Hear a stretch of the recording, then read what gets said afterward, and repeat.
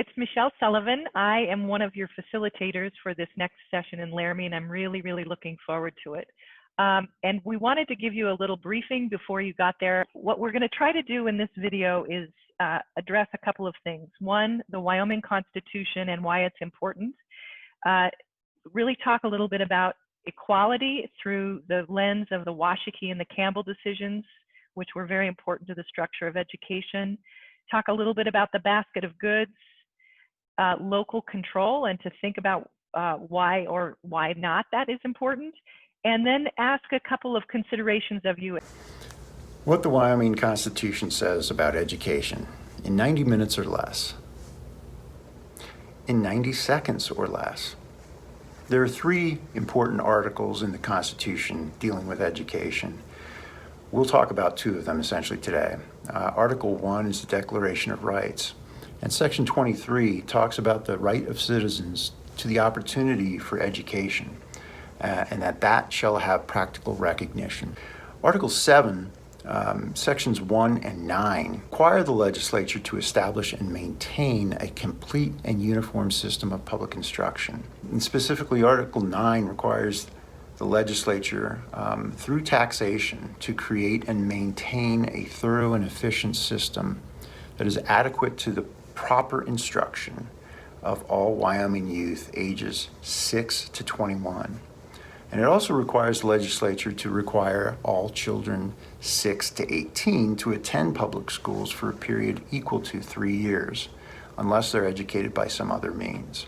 In a nutshell, the state must provide a free and quality education that is uniform and equal in fashion to all students K through 12. It's really important to understand that the way Wyoming funds education is very unique in the United States. Most states pay for education through various kinds of taxes, whether they be property taxes, sales taxes, or other use taxes. And that inherently creates inequities across the state. And what we have in the state is an aspiration that starts with the Wyoming Constitution, which has then driven a lot of the structures of how we fund education and think about education in the state. The Wyoming Supreme Court has issued 5 major decisions regarding education funding. In 1980, they decided the Washakie Case.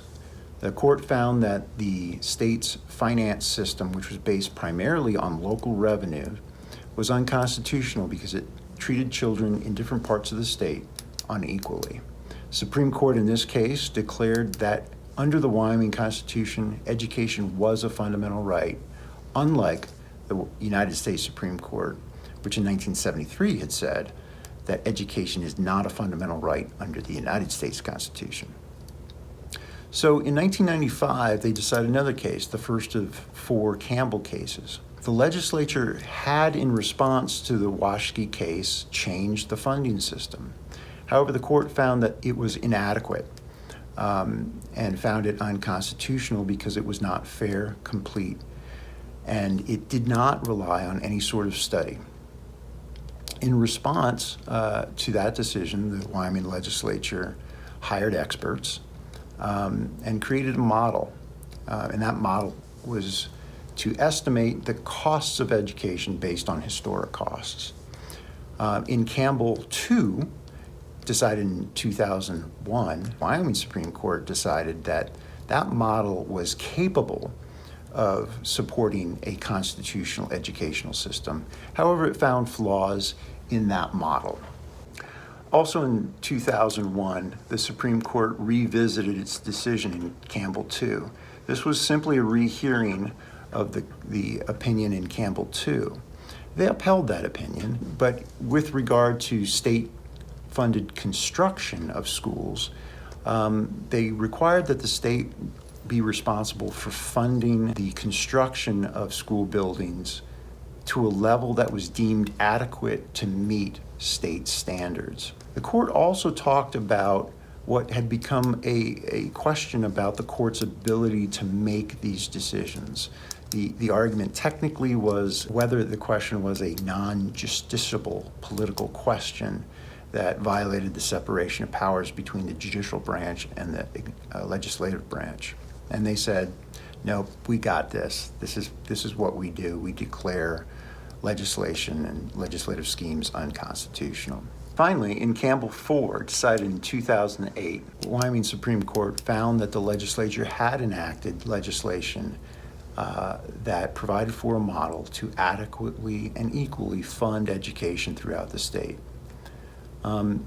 They focused on the legislature's efforts and good faith and reasonableness in crafting this, and didn't require precision in everything. In summary, the Wyoming Supreme Court has required that the legislature first identify what an adequate education is, or an appropriate education is, in Wyoming. Second, they determined what that education will cost to deliver to the students of Wyoming. And three, they require that the legislature fund that education system. So here's what to look forward to in the next few months as we make our way to the 2021 legislative session. All of the interim work that takes place prior to that session is going on right now. You will hear and probably read about a recalibration committee, for example. We will also be meeting as a joint education committee, and we have a school facilities committee.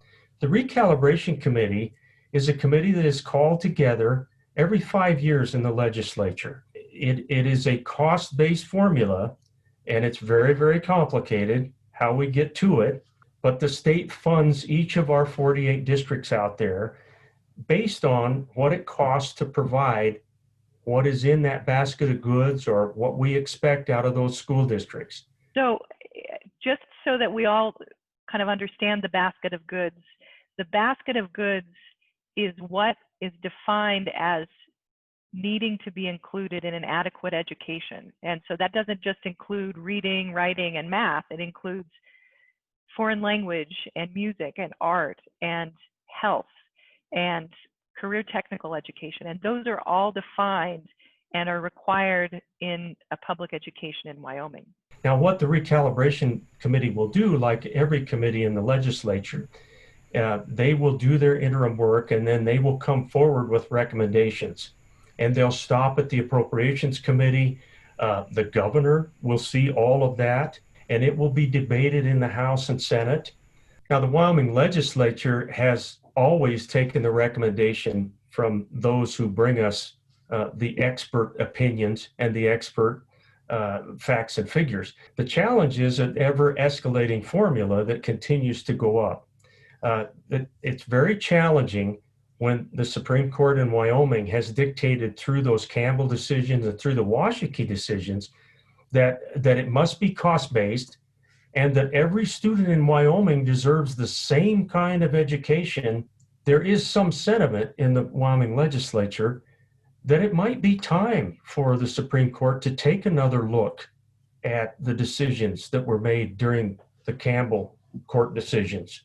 That's been 20 to 30 years ago, and given the revenue shortfalls and all the things that Wyoming faces right now, maybe it is time for the legislature to say, we simply cannot sustain the formula that we have, and let's take another look at what that means to be cost-based.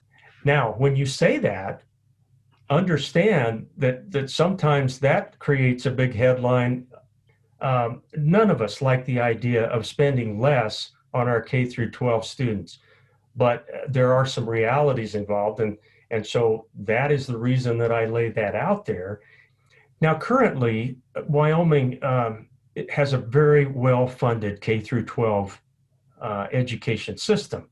You'll hear about the facts and figures of a $15,000 or $16,000 per student expenditure that we make to fund the districts out there. So that once the legislature decides where that level is going to be, and it will be from the result of a lot of debate. Once that funding is approved, it goes as a block grant to each of those school districts. So whatever that block grant is, it's then turned over to the school district, and the superintendents and those local boards can do with it what they see fit in those districts. And I can tell you, as a state legislator for the past 15 years, I can remember when I first started running, I told everyone that I believe in local control. And the reason that most of us do is that we believe local government is the government that's closest to the people. And so our local school boards, we feel, should know what is more appropriate for a given district. That said, however, sometimes it's kind of hard to hand that great big check over to the school districts out there. The unique factor of this is the concept of local control. Once that money gets to that local elected board of trustees for the school district, they are in charge of how it is spent. And that's where this term local control comes in. So regardless of how much money that model is saying should go to teachers or administrators, it is solely up to that local school district on how they spend it. So a lot of times you're going to see a school district who has less teachers than what the model is funding them for, but those teachers are paid at a higher rate than what the model says, so they can be more competitive with teacher salaries. So there really is dissonance between what the model says and what districts are actually doing, and that causes a lot of consternation with policymakers and parents trying to reconcile the differences between what that model is funding and what the district is actually paying for. We talk about accountability. There's a big piece of that called school accountability, where every school in the state is subject to a school accountability rating, primarily based on the state assessment test scores. So kids starting in 3rd grade, going all the way through their tenure, are taking a state assessment. That state assessment is designed to measure whether students are learning the state standards. The state standards are can be thought of as benchmarks for every grade and every subject. We talked earlier about all the subjects that are in statute in the Common Core of Knowledge and Skills. Those all have state standards associated with them.